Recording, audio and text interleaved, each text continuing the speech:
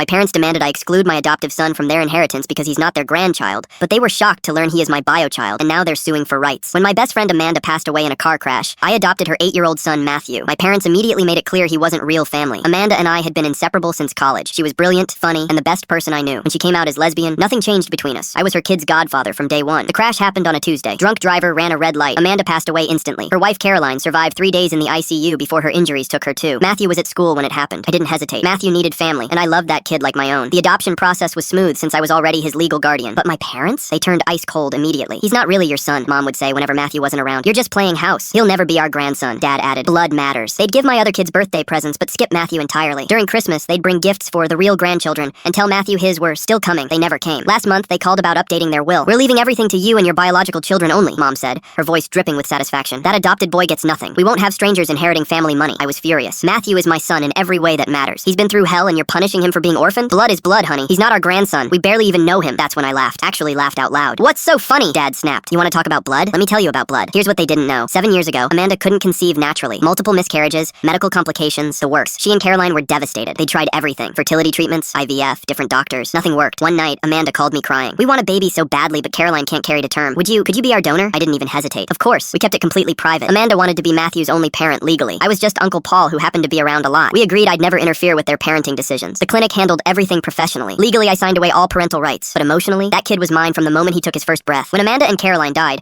I immediately got DNA tests done. Not because I doubted anything, but because I needed legal documentation for the adoption. The results confirmed what I already knew in my heart. So I invited my parents over for Sunday dinner. Matthew was at his friend's house. I have some news about the inheritance situation, I said, sliding the DNA results across their dining table. Dad picked up the papers, squinting at the scientific jargon. His face went completely white. This says Matthew is your biological son? How is that possible? Mom grabbed the papers. These must be fake. You adopted him after Amanda died. Nope, Amanda couldn't have kids. I was their donor 8 years ago. Matthew has been my biological son this entire time. The silence was deafening. So congratulations, I continued, smiling. Your fake grandson, who doesn't deserve inheritance money, is actually your only biological grandson. Mom started crying immediately. We didn't know. We had no idea. This changes everything. Does it? Of course it does. We can have a relationship now. We can get visitation rights, grandparents' rights. I leaned back in my chair. You just spent 2 years telling me he's not family. You've ignored his birthdays, excluded him from Christmas, and literally tried to write him out of your will yesterday. You can't suddenly want him back because of a DNA test. Dad was frantically backpedaling. We were just protecting the family assets. We didn't know he was blood. You mean you were being cruel to an orphan child because you thought you could get away with it? That's not fair, Mom sobbed. We would have acted differently if we'd known the truth. Would you? Because I distinctly remember you saying blood matters,